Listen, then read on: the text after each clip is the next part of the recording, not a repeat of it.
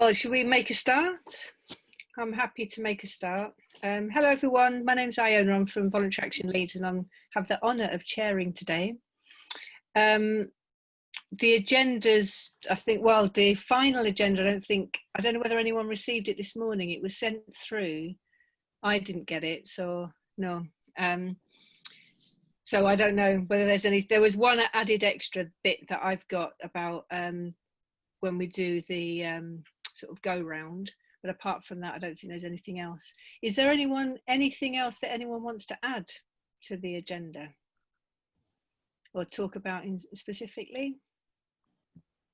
I apologise, I've not seen the agenda. Is it possible to put it in the chat? Yeah, I'll do that. Yeah. Okay, thank you. Cool. But basically, we've got a guest speaker, Amy. I was just looking to see if she's here. Yeah. Oh, Amy, there you go. So Amy will be speaking about the research and vaccines, I think, that's right. There's just the usual go round, the recap from the last meeting, and then sort of updates on digital inclusion and the test and trace and shielding and things. Can everyone hear me all right? Yeah. Okay, great. So do you want to start with so apologies, Pip, did you say there was apologies? Yes, there's a few. I'll put them in the notes, but yeah, there's a few, particularly Nick Peasgood, and from Voluntary Action Leeds. Yeah, and there's a few people, Damien, and quite a few other people are away. Yeah. But yeah, no, I'll stick them in the notes. Okay. So Pip, I think you're up next. You're up first about the recap from the last meeting. Brilliant. Yeah. So I think it was partly, I think the point of this bit isn't to kind of go over every detail of the last meeting, but just where there've been particular kind of actions or things that have linked back. So I think we'd shared information, hadn't we, about schools. I'm just trying to remember. Give me 2 minutes and I'll come back to it. Sorry, I was just in the middle of pasting the thing. I'll do that first. Can I come back? Yeah, sure. Well, hi, Ali. And it says connecting to audio, so I can't see people's names straight away. Should we just start a go round while you're doing that then? Yes, sorry, if you didn't mind. Francesca. So Owen, we're just going to start with you because he has to leave early. Yeah. So I'll start with one that's not really a surprise, but I've had feedback from other organisations a lot this week. So I'll put it in that mental health services really in need, but people are saying that where people have already been on the radar, it's going really well. Otherwise, there's a log jam. There's just a block there for any new referrals. There's been a lot about kind of carers' lack of digital inclusion, and it's not that people want to be digitally included. It's just that thing about, again, I've said this before, but kind of people, you know, like there's maybe been some provision put out there for like having people who don't want to be digitally included, like going back to basics, traditional stuff. You know, like people have been ringing around, but maybe letters, giving people information and that kind of thing. There's a kind of like a slight deprivation of liberty issue going on in terms of like care homes that we picked up through Advonet, saying people can't go and visit their friends and family and go out even out of the care home. But there's probably a hidden issue there that parents aren't letting their children, adult children, out of the house at all or to go and do anything. So you know, that's kind of like a hidden thing that's come up. Again, carers needing extra support. I've had a lot of frustrated, upset on the end of the tether carers recently. You know, and there's carers lead stuff, but again, you know, they're going to hit a wall at some point. Yeah, a lot of people just shutting off, so we're not reaching them at all. People really reluctant to return to public transport and probably needing some travel training. So maybe some resources there on kind of like, you know, maybe videos of what to expect when being on the bus, how to handle being on the bus or the train or things like that to kind of reassure people that they can go on public transport and there's things in place there. Obviously issues with drivers maybe not being able to police the bus or what have you. There's been a massive increase in requests for kind of one-to-one support from support workers, and people just aren't then services aren't able to meet that demand. They don't have the provision for it, and the whole process of it's really confusing for people. So they're stuck in the system there again, and obviously that's having an impact on parents and carers who have reached out and said, we need some help, we need some respite from this. That respite's not there unless it's online, except for paid services are starting to reopen, but that's done on a priority basis, and therefore, people are still going to be left out of that for a significant amount of time. There's a lot of stuff coming back about online support requiring loads of capacity, loads of effort, and people are reaching capacity with that. Social workers are passing on more caseloads to organisations that just can't meet that demand. And I've had quite a few inquiries about online support groups for teenagers, obviously autism specific ones in our case, but I think a lot of adult services have kind of stepped up a bit, but obviously with the lack of schools and all that kind of thing, there's a kind of gap there as well. Like I say, as for decision makers, provision for non-digital inclusion and a bit of emergency funding for that. And it's always an ask. Don't think if this will make that change, but autism specific social workers, because autistic people fall through the gaps there. And the fact that people who are receiving funding for either activities or that one-to-one support, then maybe there needs to be a coordinated effort there to say, okay, people can be a bit flexible with that. And one last thing, just a kind of recognition from commissioners and that kind of thing that although it might seem like offering online support is easier than face-to-face, it's not, and that there's going to be that crossover of both really. So, people have to juggle that. So that's all from me. Okay, thank you, Owen. So a lot of inconfidence and people quite concerned about going out. One thing we wanted to ask, and I'm sorry I forgot to mention this, was about bringing people safely together. And I know you've talked about people going out and wanting to go out. Is there anything that you'd want to add about that, whether there's any plans or provisions? I don't know whether that's within your remit as an organisation. Do you mean to kind of meet in parks and that kind of thing, or I guess one of the issues with most autistic people is that instigating social events or social meetings is quite difficult for various reasons. It usually requires a bit of facilitation, and that facilitation takes a lot of time and effort. And again, I just don't think anybody's got the capacity for that. And it might be. I know people have kind of fed back that befriending services. Or not necessarily befriending, but like being able to link people up. So there's not a big onus on organisations to get really involved in that social interaction, but a kind of way of linking, almost like a friendship dating agency, would be the perfect thing.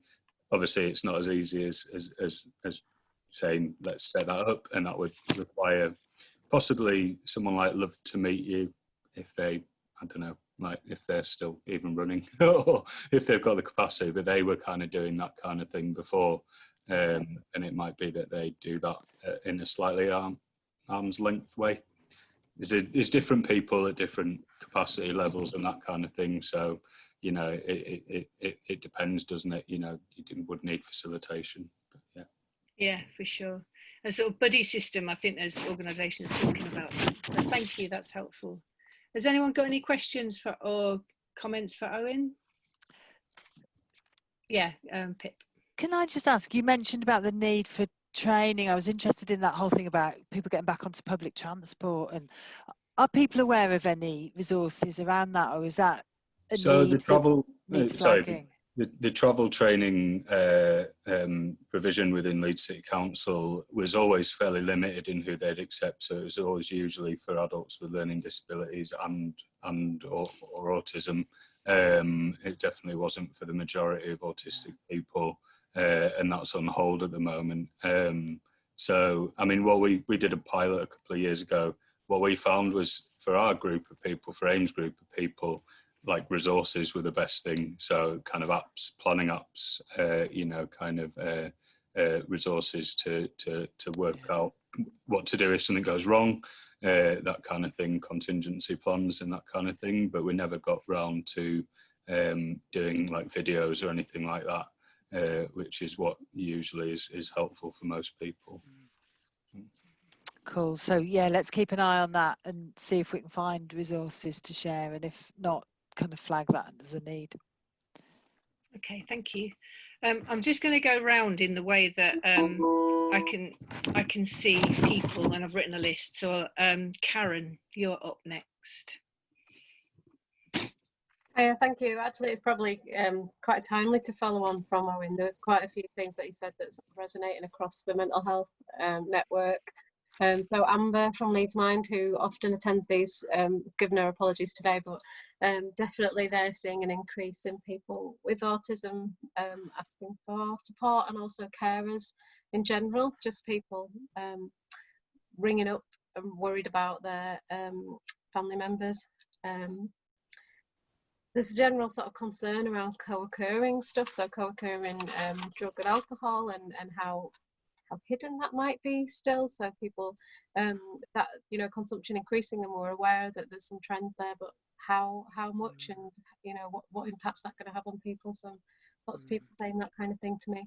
And co-occurring long-term health conditions as well. So, you know, if you've got mental health existing or new condition, and other the exasperation of their combination plus COVID is you know, starting to concern services and take its toll on people. Certainly, I know across sort of service conversations, there's been you know, a while ago there was a lull and there was nobody really accessing services. Now very much, particularly crisis, are seeing a big impact on people wanting crisis support, and also just generally services remarking that when they are seeing people, if they're known to services, they're much worse than they were before, or if they're new to services, never seen them before, they're presented quite late on. So the complexity of what people are presenting with initially is looking to be worse. There's some stuff around teenagers and boredom, particularly. I received that through organisations working in Chapeltown area. So, you know, boredom leading to increased police presence and sort of tensions there, that we picked up on through this Synergy steer group, that is worth keeping an eye on for certain. Obviously, with the Synergy work being linked to increased attention under the Mental Health Act assessments, it's that, you know, that the link between all of that and the cycle that could be there. Staff wellbeing is also still sort of concerning people in terms of their own staff's wellbeing, and the complexities between those who are returning to work and those who are not quite ready yet, and all the complexities that's bringing. I know Leeds Mental Wellbeing Service are looking at how they can proportion a percentage of some of the treatments that they do for staff working in services that have been affected with their mental health, for some of that therapy, and they've put some of that aside, so that's good news. Yeah, I think from a PSI perspective, similar to sort of what Owen was saying, and I think Caris will be able to sort of lead on from anything I say here, but reluctancy to go back out really is a big thing I've heard. So people, there seems to be two groups. People are really eager to go back out because the social connections just don't exist, and they're really keen to see other folk, and others who are just really, really worried about stepping back out for what might be the first time. So I'm sure transport and all the other elements come into that, and also people feeling wary that they might lose what they've gained through the digital stuff. So feeling more connected than they were before, and being a bit worried that if they do start to step out, that what they've increased will lessen, if that makes sense. So picking up on that kind of stuff, and some stuff around pavements and cycling, and issues around pavement use and increase of cycling, which is obviously a good thing, but for people with visual impairments, that's having its impact as well.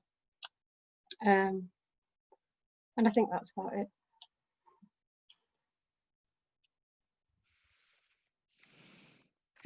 Yeah, classic. On mute. I'll go to Charis then next, if that's all right. It seems that that's a sort of natural flow. Thank you. Hi everyone. Yeah, I think to support Karen's comments, definitely there are some people that are sort of frightened of going out, and then we have got the opposite as well. And I think for us, I've probably talked about this a few times, but one of the key groups, our over 55s group, who usually meet at the centre on a Tuesday, and there's a very large volume of people that come. Obviously those groups haven't been taking place, and we're at the minute just trying to work out how we can reintegrate something for that group, really. We did our first socially distanced picnic a few weeks ago in the grounds, because we're quite fortunate that we've got a lot of space. But we very deliberately marketed it at the last minute, one because of the weather, and two because we didn't want to be inundated with people. So as we'd suspected, everybody who came didn't, none of them booked, despite us asking them to.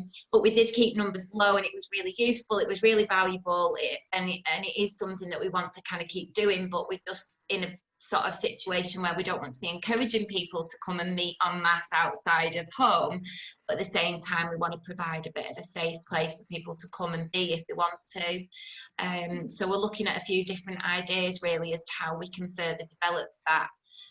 We've had our first socially distanced team meeting today, not a big team meeting anyway, and we've got quite a lot of space to do that, but it was really interesting the fact that the staff's main feedback was, from a mental well-being point of view, we feel so much better having seen each other in person. And I kind of did that for a couple of reasons. One, because we've got people coming back off furlough who haven't really been out very much and are going to soon be attending appointments.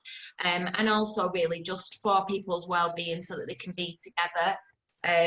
So that was useful. I think the other thing that's cropped up around the sort of street changes and things like that alongside sort of cycling came about a conversation that I was having earlier this week, is around the new street cafe rules. So basically if a cafe wants to expand onto the pavement, they can do that, and the timescales have been dramatically reduced to support social distancing and regeneration of the businesses. I think there's something like a 5-day turnaround on giving permission for cafes to set up on streets, which is fine, but the challenge for somebody who's got a visual impairment around some of that is that if that covers vital sort of, you know, sensory markings on the pavement and things like that, that can be a bit of a challenge for some people. So I think there's a little bit of piece of work going on around that. But I think that's everything, to be honest, that I've got on the list. Okay, thank you very much. Thank you, Owen, for your comments. And I think Francesca's disappeared. I was just about to say that's fine to be on mute on just audio. And yes, she's welcome. put a message. I think her Wi-Fi just wasn't good enough. So problems, yeah. And welcome, Amber. We're just in the middle of doing a go round. Looking just the usual kind of saying how things are going, but with a particular reference to bringing people together again face to face. So Emily, do you want to give your feedback, please? Thank you. Hi there, I'm Emily from Women's Lives Leeds, so I'm here talking about women. So we've just completed our COVID-19 women's survey. We completed the report for it, I should say, which came out just when I went on leave a couple of weeks ago, at the beginning of August. And so from there's been like some real themes which are still really prevalent.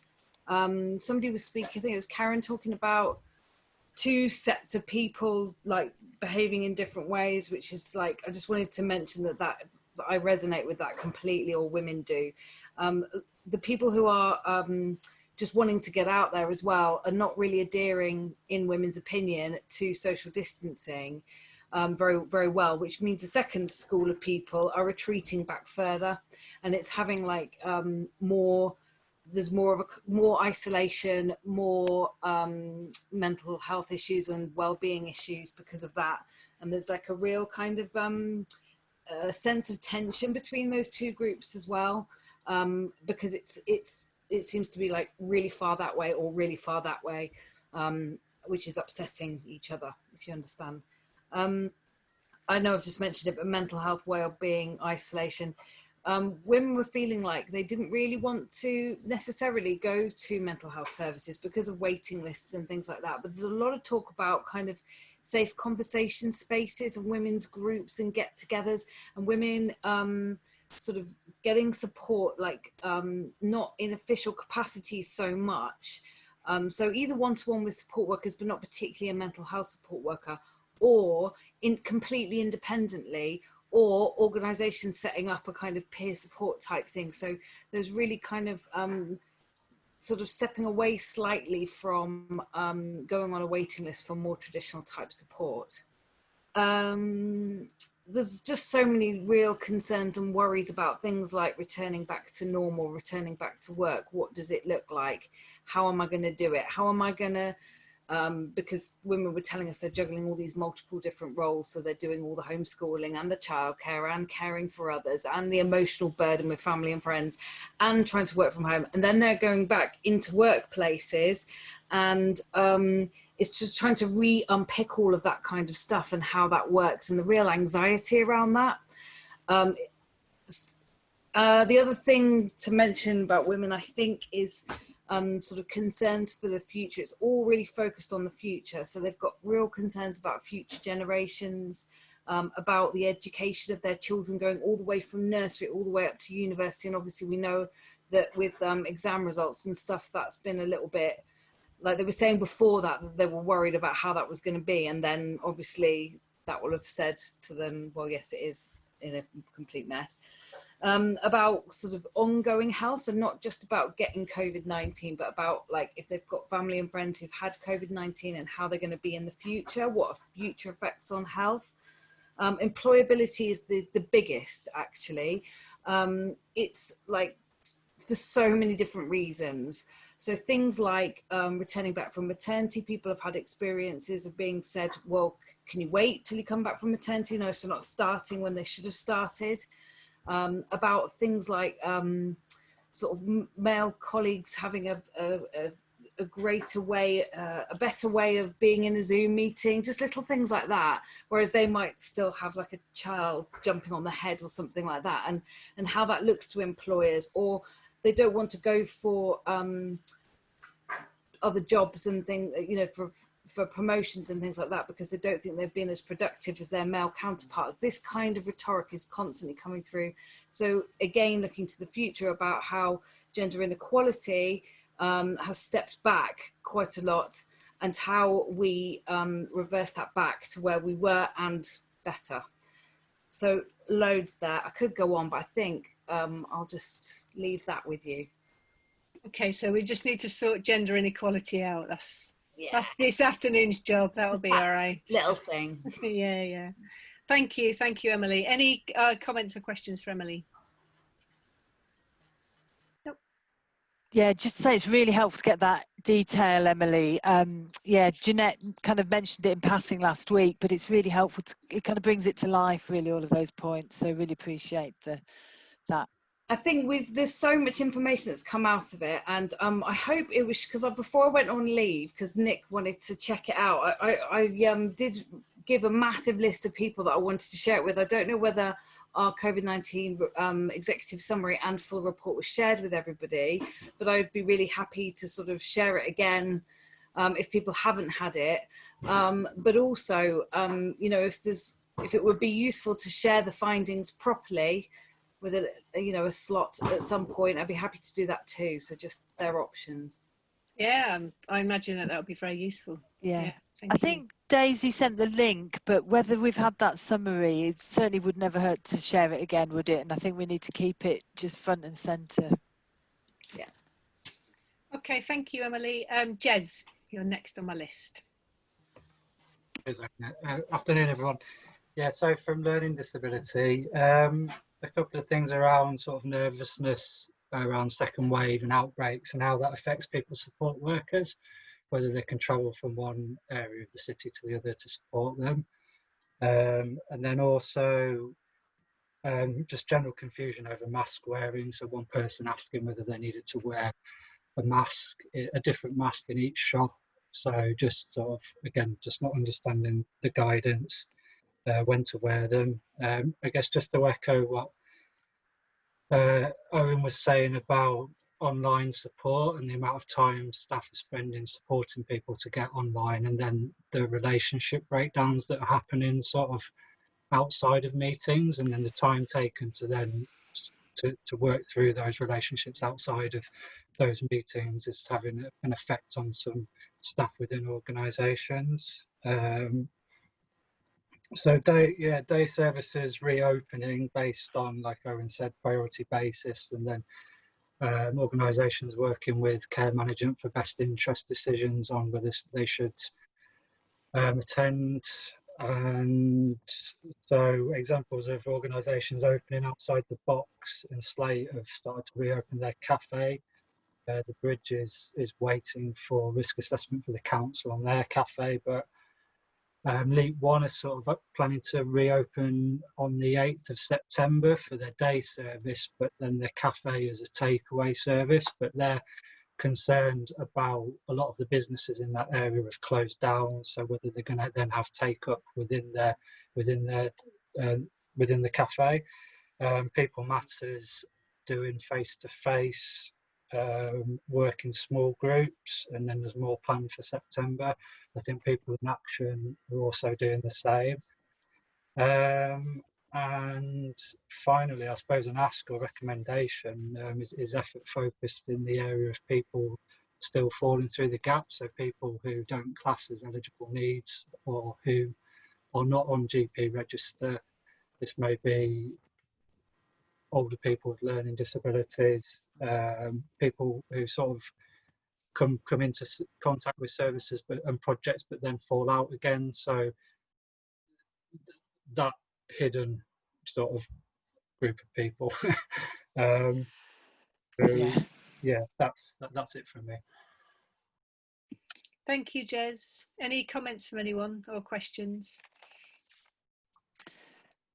The other particular issue I've been aware of is people from diverse communities and learning difficulty. I think there's been a bit of a concern about that being one of the gaps, Jez, as well. And I'm conscious that we haven't got Annette or Sam here this week, but really important that we keep that kind of diversity at the front of our thinking as well, isn't it? Yeah, there were those 2 points on that primary care bulletin. Sorry, I did have another point, which was looking ahead to winter for flu vaccinations and annual health checks. On that primary care bulletin was that learning disability and BME community. So, yeah. Okay, thank you, Jez. Anna. Hi everyone. Just really want to echo a lot of the points that have already been made. We finished our weekly check-in yesterday, and like a lot of people have mentioned, we picked up in particular sort of older people and people with autism and learning disabilities. In some cases, really relishing the opportunity to get out, but for those who don't, then the lows are particularly low. So just wanted to echo what a lot of people have already said. We've launched a new survey as well, so I'll pop the link for that into the chat. And we are on the young people front. We're having our first Youth Watch meeting since lockdown next week. So hopefully we'll have some updates for you at the next session. Thank you, everyone. Great, thank you very much. Thanks, Anna. Amy.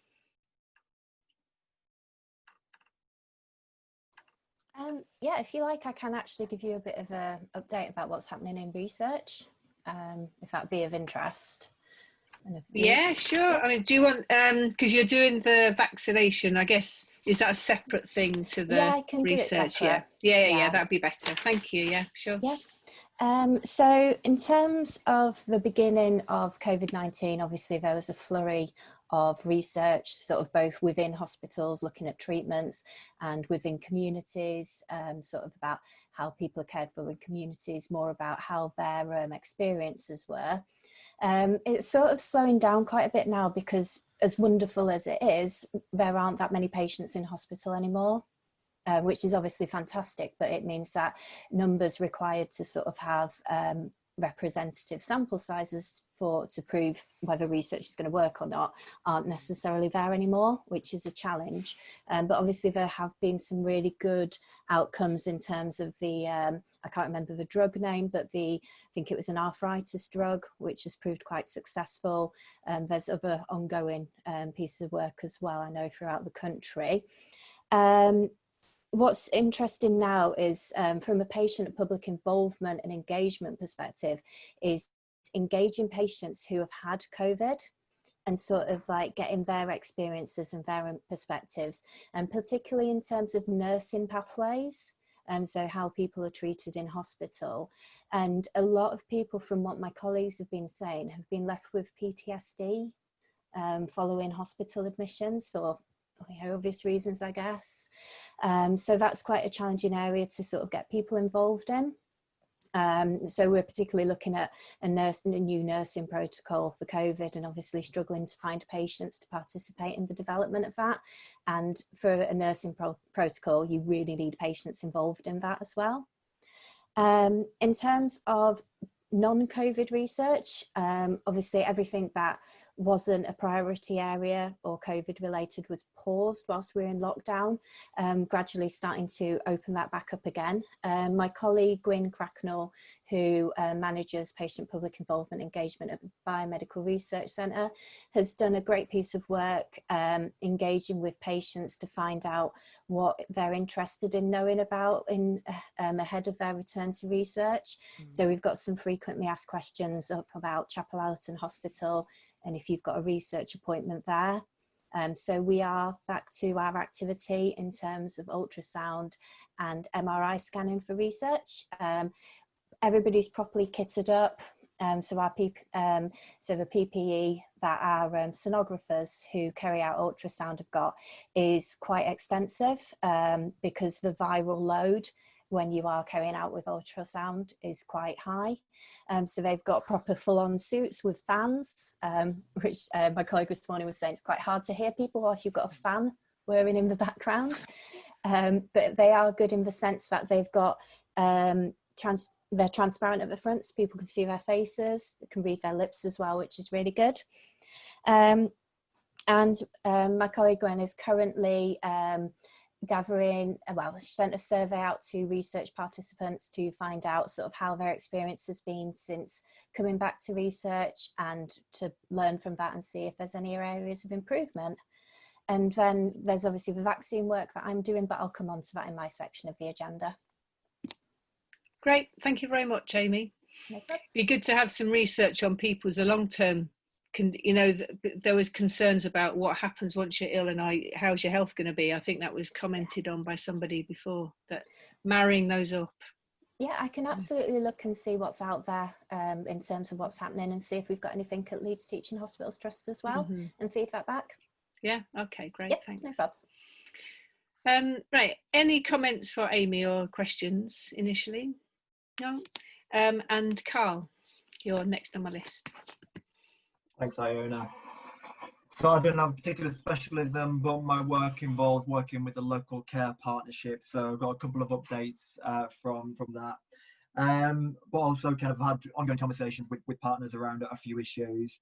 I had a conversation with an organisation who was expressing some concerns around the return to work, the potential risks for staff, and how to manage those risks as an organisation.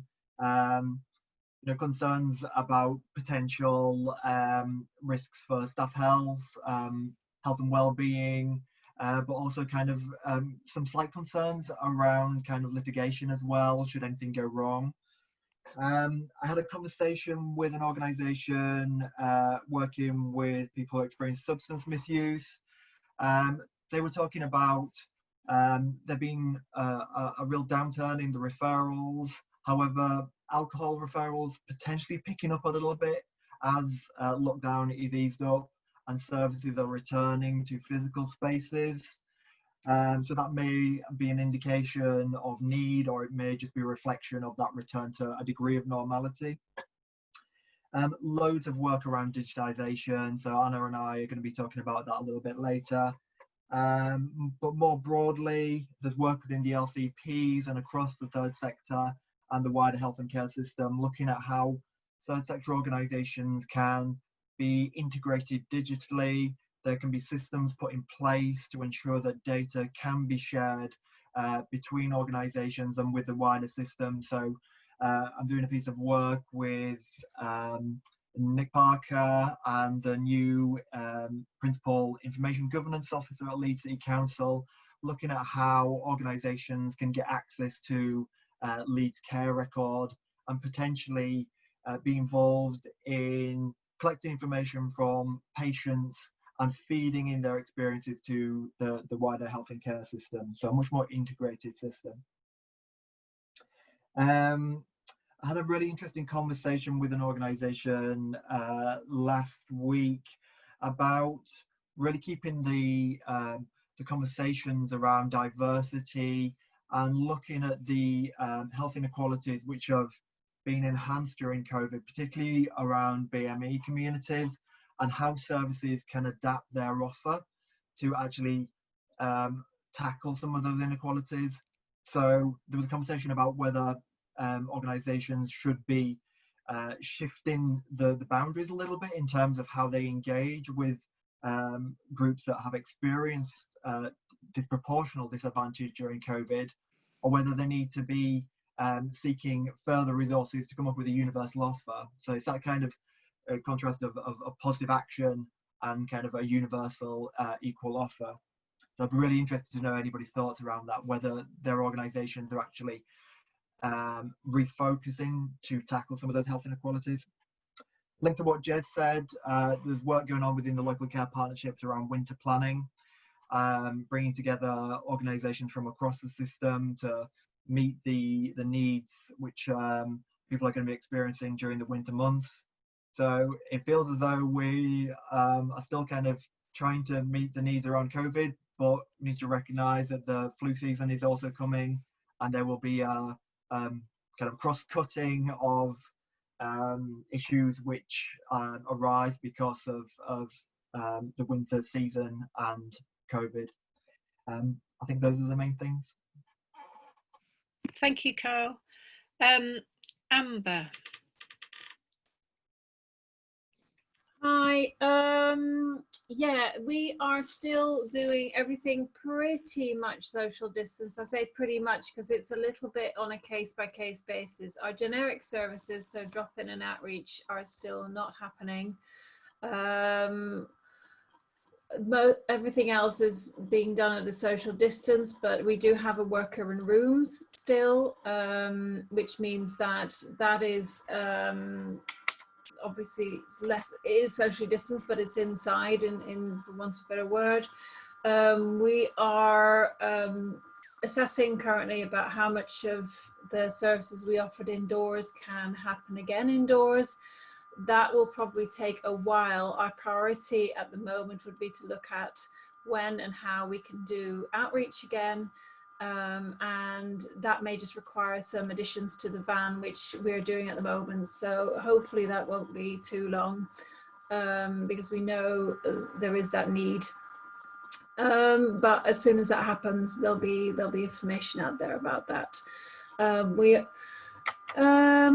What was I going to say? Our young people services is very much still socially distanced, one-to-one. And then professionals meetings are either on Skype or something else. Our team meetings and things like that are all still on Zoom.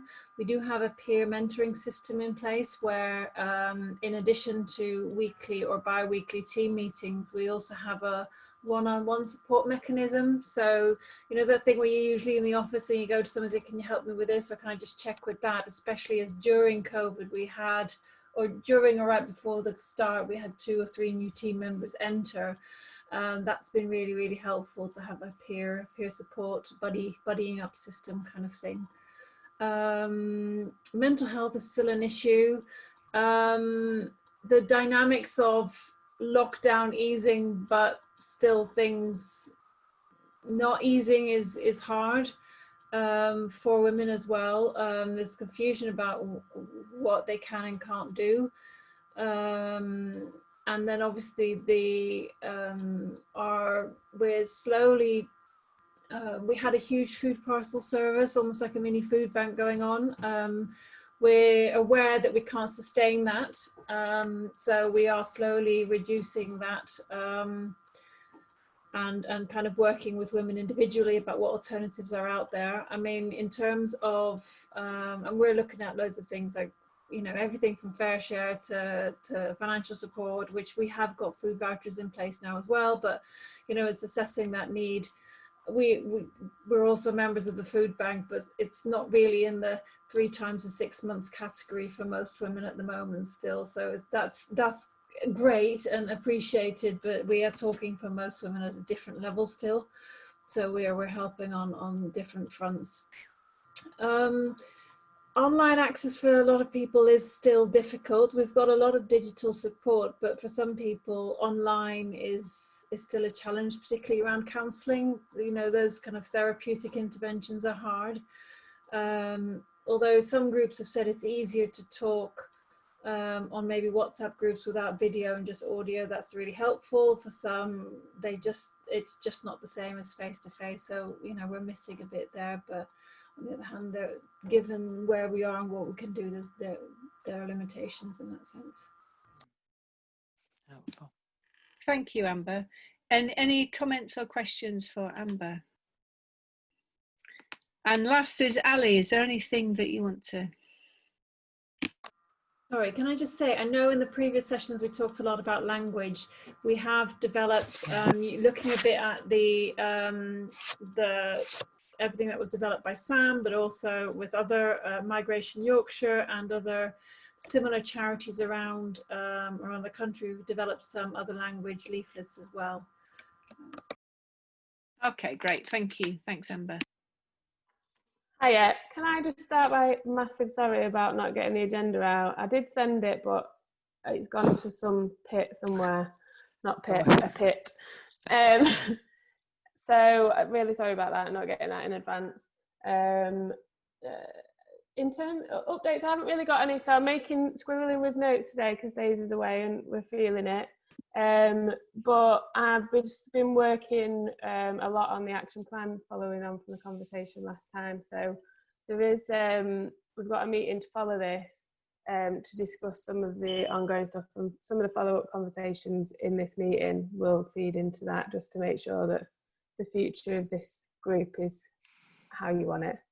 No, nothing, no other updates from me. Okay.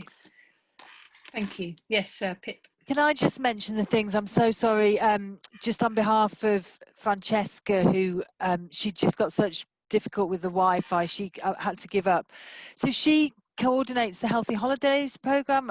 Has everybody heard around Healthy Holidays? It's a kind of big kind of initiative that enables really brilliant activities to happen over school holidays. Normally that's really straightforward. Obviously this year it's been incredibly challenging to try and do some of that in different ways and at social distance, but loads of brilliant organisations have really stepped up to doing things in very different ways and have really kind of found ways to get around some of the challenges and to still do what they can to make sure that families get support and feel connected and have that kind of, you know, positive message around, you know, eating well and doing physical things and just kind of making good use of time, you know, which this year more than ever is really important, isn't it, for children going back into September, you know, hopefully in a good space to start learning and to kind of connect back with each other. She's particularly wanted us to mention the uniform exchange. So this is a really interesting initiative that has really taken off in Leeds as part of, well, there's been a lot of support from the Zero Waste Leeds campaign from Leeds City Council and the Community Foundation. So yeah, she's put a link to that, and you know, the average spend on uniform is £350 a year, so it's a significant impact for families. So just she wanted to flag that up. She wanted to mention that demand for Healthy Holidays places has been really high, with a lot of kids really desperate for stuff to do, you know, and that kind of echoes the conversations we've had, doesn't it, around kind of boredom and that long-term impact of lockdown. She's really keen to hear from you, and she particularly did want to be here to hear from you what the particular gaps or issues are for the people that you're in contact with and supporting and having conversations with. There is some additional opportunity for organisations to get funding later in this year and into the beginning of next year. So they've just had a visit this morning actually from the Department of Education, who have been really impressed with a lot of the work that's done in Leeds, particularly because a lot of it's been very much led by people from communities. So there's an African Caribbean organisation that she's organised a visit for today, and just brilliant to have people from that community running events and activities for their own community, but having that real support and resources and initiatives. So those kind of things, how do we help make sure that communities are able to say what they need and help shape and co-produce, you know, the stuff that is really valuable for them? So yeah, either if there's people who've got particular comments to make now, when her email's back up and running, she's going to share a 2-page overview. So I'll make sure that that goes out with the notes, and she'd be more than happy to kind of hear directly from anybody as well. But yeah, just wanting to make sure that we'd covered that today. Yeah, thank you. And I guess if anyone has got any comments for Francesca, to put them in the chat, because that can be taken out and sent out. And just to, I've got Young Lives Leeds and BME Hub from Annette and Anne. So that I think the Young Lives, it's the play schemes are happening, but they're not, obviously very few young people are able to attend, and generally those who have less needs than more, which is problematic for the families who need a break from and it's the same of people looking to school and a lot of concern about schools and going back to school, and whether people send their children back to school, we will wait and see. A lot of apprehension around that, and again issues around mental health provision, and that they've seen an increase in that with young people. For the BME Hub, oh my gosh, it's not the right one. I'll come back to that, because I'll feed back on the BME Hub when we've had after we've had Amy do that, because I can find it on my computer. I thought I had it up. So if yes, Amy, you have 10 minutes, and I've run over time. Sam was awesome when she did the chairing. I'm unfortunately not as efficient as she is. To tell us about the research into the COVID-19 vaccine, and then I think we're going to have a discussion about that afterwards. So over to you, Amy. Thank you. Thanks very much. So yeah, thanks very much for having me here today. It's really appreciated, particularly with the work that we're doing. So my name's Amy Rebane. Some of you may remember me from working in the voluntary sector. I now work across research and innovation at Leeds Teaching Hospital Trust, with a particular focus on patient and public involvement and engagement. And one of the areas that I've been sort of tasked to work on is the patient public involvement and engagement around COVID-19 vaccine research in Leeds.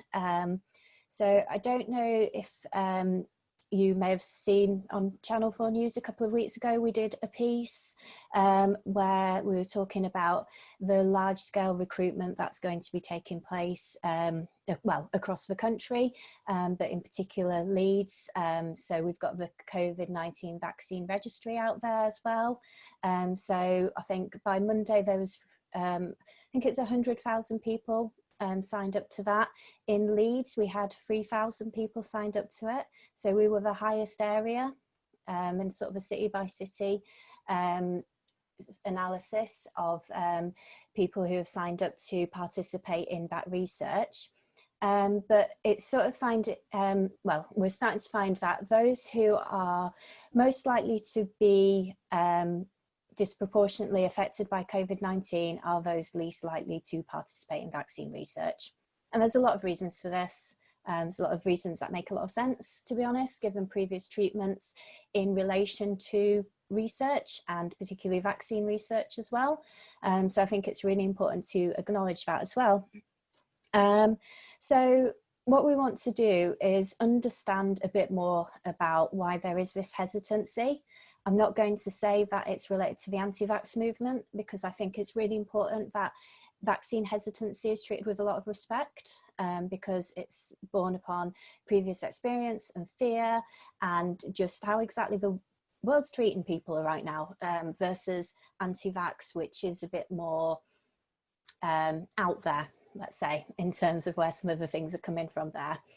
So we want to understand from different communities what exactly is going on for them. So, you know, what can we do to break down the barriers when it comes to vaccine research? So thinking about accessibility, so thinking about the sites that we use, having information available in different languages, the support that people might need to participate, if there are any financial barriers that are standing in the way. And then I think there's more the other side of it, which is about what information can we provide to people so they can make an informed decision about their participation. So for me, this isn't about saying to people, you must do this for the good of your community, and that's sort of like hard line with it. I think it's about some of the things that you're concerned about. We understand, here's the information that's more factual about what's happening, and then it's up to you if you want to make a decision about your participation. So that's the work that we're doing, really. So I've already been to speak to the BAME Equality Hub with Annette. I had a small session with the Religion and Belief Hub yesterday. We've also spoken to Leeds Disabled People's Organisation, and we've got about interest from probably about 8 other community groups as well, who would like us to sort of arrange focus groups with them. And the way that we've approached this is rather than saying, you know, what do you think of vaccine research, and, you know, asking all the questions of the community, we've sort of said, what do you want to know about vaccine research? Because I think that's beneficial for the community groups, because they get those questions answered. They get questions answered by somebody who is within the leadership of the team of the vaccine research. And also there's a lot of intelligence to be had just from those questions being asked. And I think, sort of stepping aside from the vaccine research, this is actually a really good opportunity for us to start building these relationships with community groups. So thinking about what Carl was actually saying about sort of what changes are people making to make their services more inclusive. Like, I would really like to think about what changes we make from this to make research more inclusive. So it's not about how we increase diversity, it's about how we create inclusive research. And how, you know, and how we do that, and how that might look differently. And I think with the backing of the sort of Public Health England report about health inequalities, this is actually, there's some actually really heavy weight behind this now, and why things need to change. So you have to excuse me, I just had a meeting about that this morning. It's got me very excited because I'm quite looking forward to seeing what we do with this moving forward as well. Yeah, so that's the work that we're doing. Okay, thanks very much, Amy. And I suppose we can open this up. It's 5 to 3, so we've got a bit of time. And I like the idea of inclusive research, and maybe we could start with that, of what inclusive research might look like with your communities, I guess. And, you know, what. So you're interested to find out, Amy, you know, how you can make research more accessible and what information people require in order to get involved. I don't know whether anyone's got any comments. Carl? Thanks. Yeah, thanks, Amy. Really interesting. And yeah, in terms of inclusive research, I think it all needs to be underpinned by meaningful relationships and understanding. So I think it's always really difficult when there's an agenda which has already been set. So I think any good research needs to be based around relationships which are mutually beneficial, and positive communications and respect. So yeah, I think it's a really difficult situation because the challenge is immediate, and I think in order to really cultivate those relationships, it's really hard to kind of just parachute a project in. So I'd kind of advise you to make sure you make use of the relationships which are already there. So the infrastructure organisations within Leeds have incredible reach across various communities in Leeds, and there's lots of third sector structures already in place, as you've already indicated you're connecting with, and make use of those structures which are already there. Oh, thank you. Absolutely, yeah. Sorry, if I can just say from that, I think that's really good. But if you don't mind me asking, are those groups likely to be connected in with the more grassroots organisations as well, though? I think it really varies. Yeah. So, the BME Hub, for example, of a group that has links to some of the larger organisations like BHI, but also some of the kind of unconstituted groups as well. Mm-hmm. So yeah, kind of each structure, I suppose, will offer different reach. Forum Central and VAL all have a huge mix of organisations of different sizes, different remits. So yeah, I think it's going to vary hugely. And I think there does need to be a tailoring of the offer to meet the needs of those different groups, and have a flexible way of working that seeks to understand and build bridges, and not just go in there with kind of a one size fits all. And knowing you, Amy, I know you won't do that, but just kind of make sure that there's an attempt to understand the context which different people are working within. Brilliant, thank you. Anyone else? Pip? Yeah, I was interested, Amy, in picking up on the point you made about the people who are most affected, and one of the voices that we haven't had today, but very much connected with this network, are older people's voices. And we know, absolutely, in terms of the real impact of COVID, not just the very high, 95% of people who've died have been, older. That's kind of significant impact, isn't it? But also that, in terms of the loneliness and isolation and all of the things that, a vaccine isn't just about stopping people having the physical symptoms, is it? It's about how, as a community, we can manage and control it so that as many people as possible can get back to the kind of lives they might choose to live.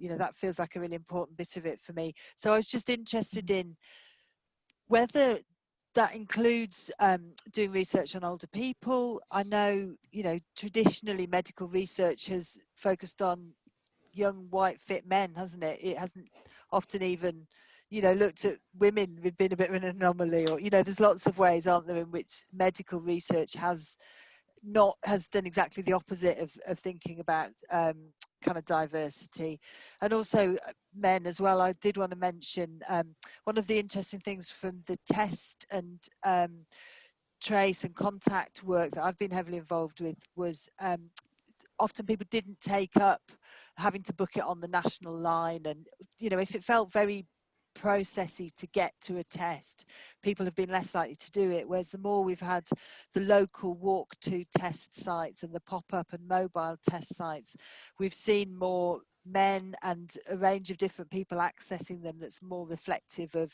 the community as a whole.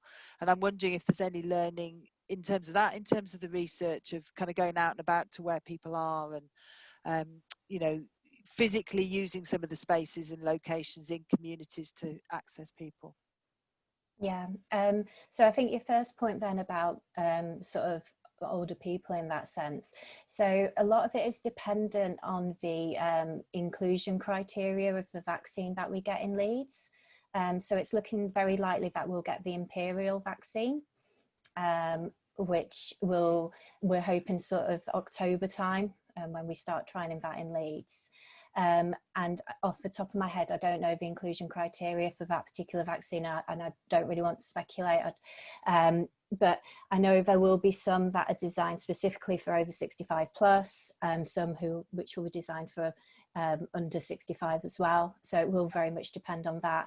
But yeah, I think it's I suppose it's quite useful to think about the context of the bigger picture. So it's not just about the condition, it's about sort of like the impact that it's having on people's sort of social isolation and such. So I think actually engaging with the older community will be really helpful at this time as well. So I think I might drop an email to Lee's Older People's Forum as a starting point with that one. Oh, sorry, Pip, you're muted. Yeah, they're very much part of this network, so Yeah. we can make sure that we follow that up. But yeah, do by all means, yeah, drop an email to Rachel Cooper in the first instance. And yeah. Okay. And the second point that you make then about sort of the location.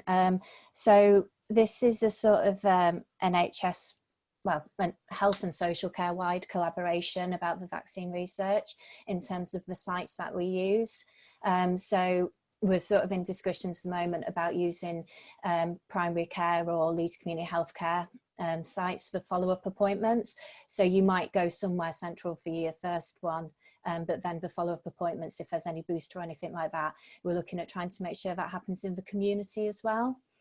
So in terms of the primary sites, the big sites that we're looking at using, in the trust, with regards to the hospitals, we don't really have the sites that are big enough to be able to do that like some other areas have. But actually that's quite advantageous with the sort of hesitancy that people are feeling about going to hospitals at the moment. So we're looking at Leeds Beckett, so the sports centre on Otley Road. There's interest as well. We've got we're looking at York University as well, and also Leeds University. So like large sports centre type sites are really helpful because they're quite large, as I've already said, but they've got sort of like the hand washing facilities and the ability to sort of tailor that when you've got a large open space to have different banks, and you can have clear floor marking and everything like that. So yeah, they're definitely looking at sort of just different locations for that. It wouldn't all be central. And perhaps using some community locations where, you know, there's money then going into third sector organisations who are often, you know, really struggling for, you know, room hire, and have some of those, you know, places like Shine and, you know, really great venues across the city that have been really hit. It's perhaps an opportunity to think about some of those, and especially where, you know, places like Hamara and Shine, and there's some quite big spaces that are located in the heart of communities. So it might be good if some of those are possible too. Yeah, I think that's a really good point, actually. And I think anything that might not be used for vaccine research may, when it comes to actually once we have a vaccine, can be used in that sense as well. So thinking about with different communities, like whether we do need to be carrying out vaccines within the community areas to increase the uptake of them as well. So yeah, that's a really good point. Okay, and it just a point that I have no idea what a vaccine trial would look like and what I would have to do in terms of going somewhere, or, you know, the only medical trials I know is all going into hospital and staying there for ages. So I wonder whether this, I'm interested to know for different communities, what that would be a massive barrier, and it's a new illness and all the rest of it. What other people are thinking about this, and whether you think that people might be interested in being involved in a trial, and what might the barriers be. So I don't know anyone from Amber or Jez or Emily, Charis.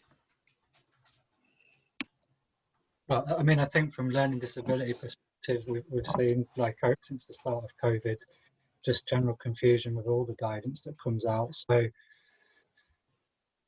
it probably seems like quite a difficult job to go through that vaccination process and what a vaccine is and how to do it. So I think, I don't know, I'd recommend that Amy comes to one of the member meetups, or possibly to the recovery group sessions that are going on, to talk to the learning disability organisations about that issue, and also probably going to the Asking You group, which is supported by Advanet for people with learning disabilities, to get sort of first-hand feedback from people with learning disabilities on what they think about it.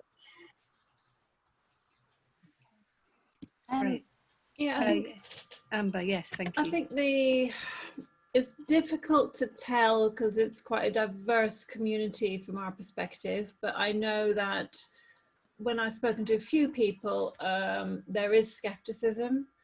Conspiracy theories are out there and are being believed. So we have to, that's the first, but we have been really successful with things like I just said on the chat, which is why I wasn't really responding. Things like Hep C, which were equally stigmatized and really, deemed as hard to get people to sign up to, mainly due to the fact that treatment used to be quite intrusive and really painful, and that has changed, but the belief was still there. There are lots of myths about that as well, and be really good in getting uptake on that. Things like cervical screening, we've had a really good uptake. So, but that was done with the input of women, our colleagues who they already trust, and people like the sexual health services with the specialist nurse, and a lot of effort going into communication, engaging, going along, taking them to appointments. So it's about having that connection, I suppose, with the person, and then bringing it along with the information. That's your best bet, I would say, for that kind of thing. And we can then help things along with communication, addressing some of those frequently asked questions that we're hearing back, and then repeating that back out, having those conversations if that's what's required. Thank you. Thanks everyone, actually. This is really helpful, and thanks for the invitations as well to speak with your groups. That's really appreciated. But I think it's about those relationships that's really important. So yeah. Thank you, Karen, for your for the information in the chat. Is there anything else that you'd like to say? I was putting it in there because I would forget it in about 3 seconds if I didn't write it. But just to extend the invitation to Amy, if it's helpful to come to the PSI and Mental Health Network meeting, similarly to what Jez said around learning disabilities, just to speak more to the organisations who are supporting people in those areas. Because I think, as everyone else has said, community venues are really key. And I just wondered, from previous work with within the cancer awareness stuff that I did, and linking in with flu vaccine clinics, there's I don't know how they're going to run this year, but they must already be thinking about that kind of model, utilising local community centres and networks within primary care network LCP areas. So I thought it was worth flagging that up as well. Yeah, I think it's going to be an interesting one with the flu vaccines and how that'll work, because on some protocols for the different vaccines, there'll be a period of time where you have to wait until you can have your flu vaccine, or you have your flu vaccine and you might not be able to have the COVID one for 2 weeks later or something like that. So it'll be interesting to see how that's managed, particularly with different governmental departments having to manage that as well. And having to do it all socially distanced. It's an incredible challenge, isn't it? Yeah, because I know in the past with flu vaccines, some of the neighbourhood networks and GP surgeries have worked really well together to hold sort of, health and wellbeing mornings and coffee times, and making it into a social thing, as well as going for a vaccine and having other information stalls. But how that would look this year and in future years, I don't know. But the model and the relationships might just need a bit. They're there, just whether they need tweaking, I suppose. Yeah. More than tweaking. Yes, yeah. Emily, is there anything that you said that flexibility and options are key? Is there anything you'd like to add to that? Yeah, just really that I think what works for one group doesn't work for another group, which is obvious really, but also quite complex. So just to have lots of different options about how you could do that, and different types of spaces in community spaces with organisations, but also, a bit less. Some people like it quite clinical too, if you know what I mean, because they feel safer when it's a bit more clinical. So just that really, purely to have lots of different flexibility and options is the best way. With these things, there is no one size fits all. I don't think we should say, oh, let's do this really good idea instead of this. I think we need all of them. That's it really. Yeah. Thank you. And I mean, I work with Leeds Voices, and we use incentives for people because that works for some, so that it's something it's worth considering for sure. Yeah, I think the thing so what we need to work out as well, and I don't know at this point if there's sort of like travel costs covered. So when I was talking to the refugee and asylum seeker community yesterday, they were sort of saying that that would be a huge barrier for them.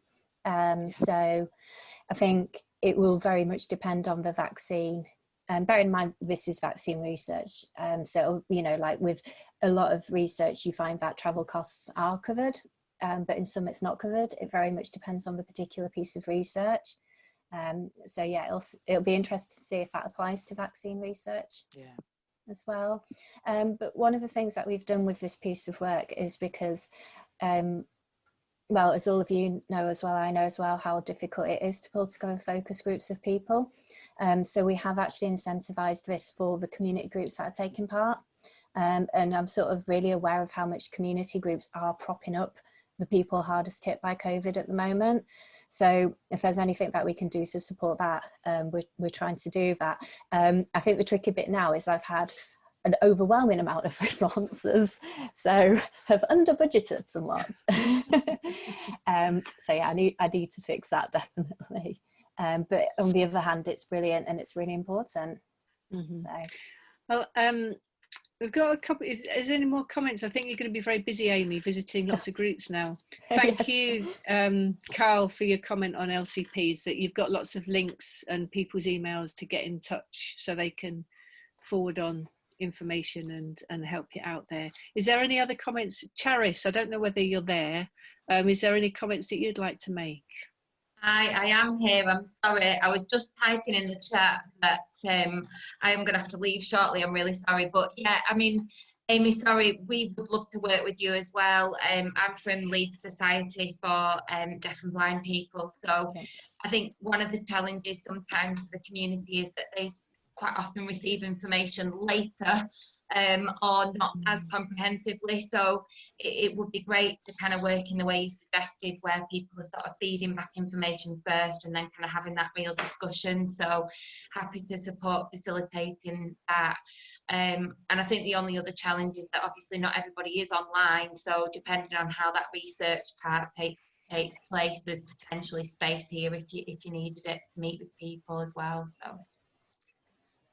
Brilliant, thank you very much. Is there a mailing list I can have sent to me after this meeting, please, just to save me trying to get email addresses? Yeah, certainly. Yeah, we can share that with you. And I think one of the other reflections, I think, is that this is a way people can help as well. And, you know, we've seen lots of different people wanting to volunteer and give back and be part of a response. And actually this perhaps is quite a practical way, isn't it, that lots of people from different communities can support that.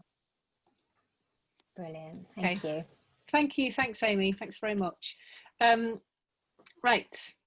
I think that's bits done, isn't it? So one thing I just feedback from the BME hub from Annette. The things that are different, every other ones are about worries about going back into school in September. But it's more to do with the Black Lives Matter and making sure that that is still up on the agenda, and is that going to carry on being on the agenda? Impact of deaths in communities and cultural norms being changed, and again navigating all through the changes in information. And actually, I think you've spoken to the BME hub anyway, haven't you, Amy? So it was the ongoing concern and worries about COVID, disproportionate effect on BME communities and the vaccine trials. So, okay, so we'll move on to the next agenda, which is the digital inclusion. So who's doing that? Is that Anna? Is that you? Yeah, that's myself and Carl. Thanks. Carl.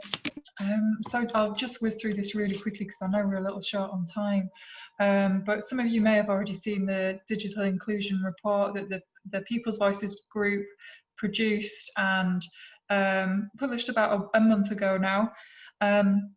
It came about because at the start of the lockdown, the PVG sort of noticed that, of course, as we all have, that services were digitalising incredibly quickly. So it was the right time to do a report which would, one, sort of highlight people's experiences of accessing digital services both before the lockdown and during the lockdown, and with a particular emphasis on the greatest health inequalities.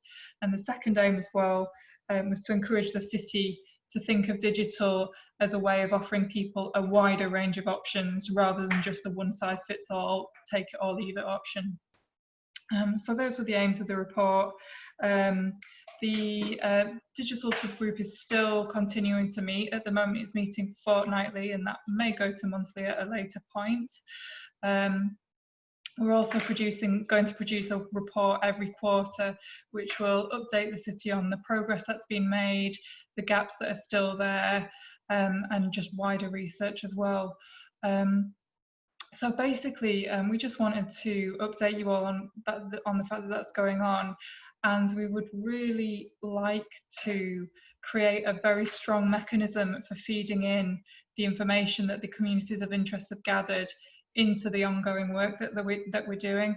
The community of interest work was fed into the initial report, but we just want to make sure that that mechanism is really strong and really efficient. So I'll hand over to you, Carl, to talk about that bit. Yeah, thanks, Anna. Yeah, so as Anna says, Healthwatch from Central Val, the whole Communities of Interest network have worked really well together over the COVID period, and we want to maintain that togetherness and underpin that by a mechanism to maintain the conversations and allow those conversations to feed into decision-making structures. So we just wanted to kind of get your thoughts on how best to achieve that, how we can have that communication route to the digital work within the PVG, and how we can get the content from this group to go in the quarterly report around kind of the digital agenda. So yeah, I just wanted to open up the floor. Does anybody have any kind of thoughts on how best to achieve that mechanism? I just wanted to put in, we've got 10 minutes. So if people have thoughts, to put them in the chat. I mean, I know that we have notes, and everyone's expected to feed into that. So I would have thought that a lot of information will be covered already by the processes that we have already. That's my input. Anyone else? I wonder whether there's a specific question that would be helpful for the digital inclusion group to put out with the prompt, just to ask something specific, because we introduced the prompt recently, and as a result of it, the information's picking up again. So if there's any specific questions, Carl and Anna, that would be useful. Yeah, that's a really good call, Ali. And I think, yeah, kind of having not only relationships, so people who actually connect, I think we also need to have those systems in place to ensure that we get that kind of universal offer and opportunity for organisations representing different marginalised groups to feed in. So yeah, we're really keen to make sure that no group falls through the cracks, and everybody gets the opportunity to connect at some point.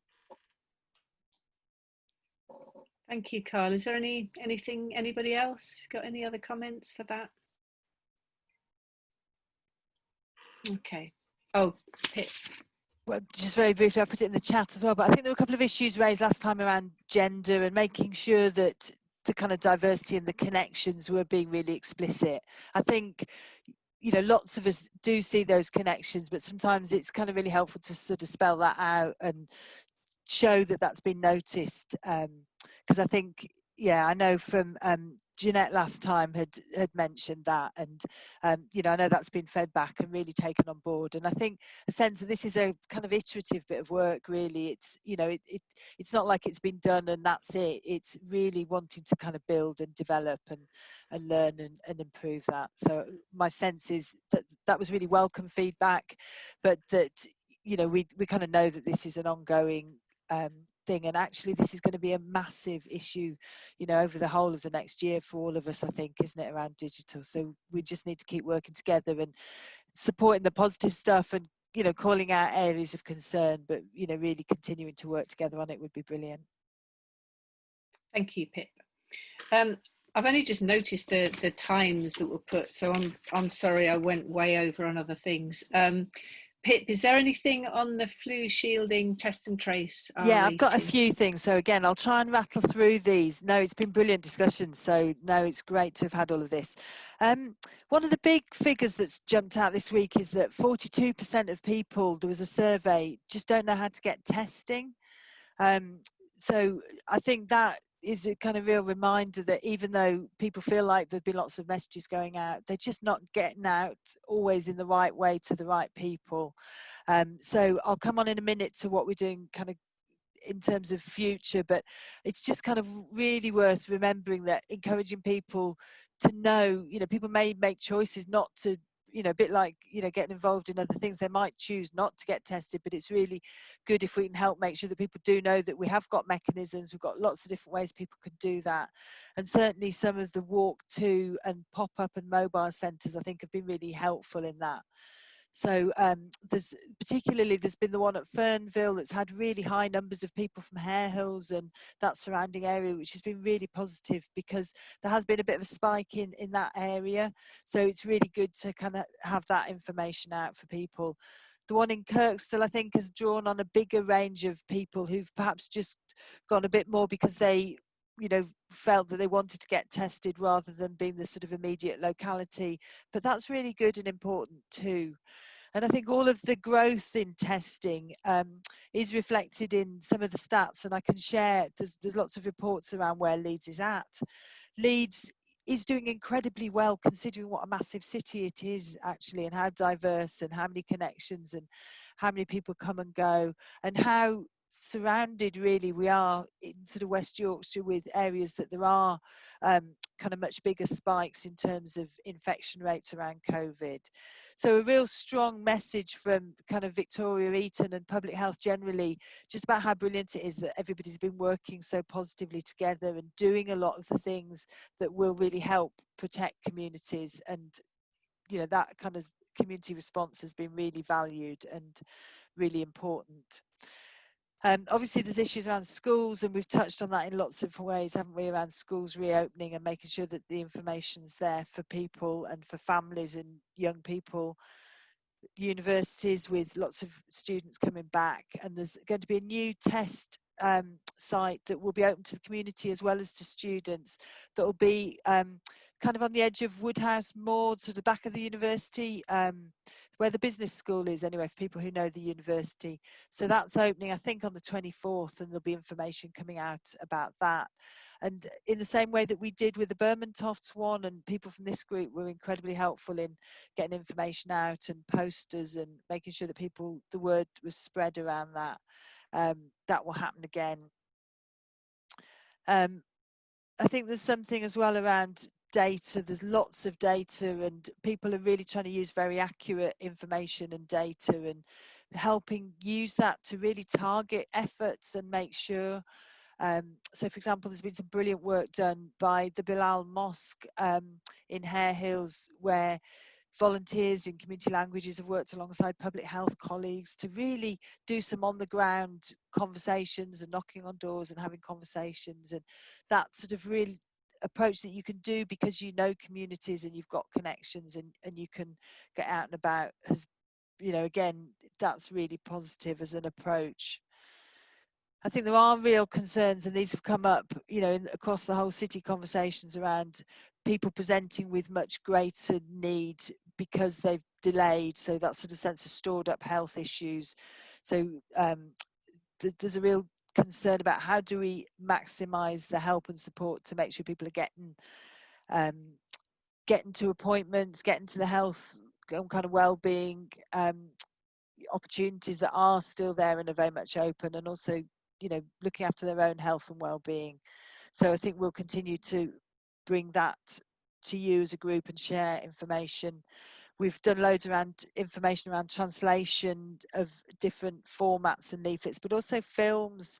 Some of the work we're going to be trying to do more of is getting people to make films that speak to different communities, and, you know, really kind of will have the reach through kind of social media and connections.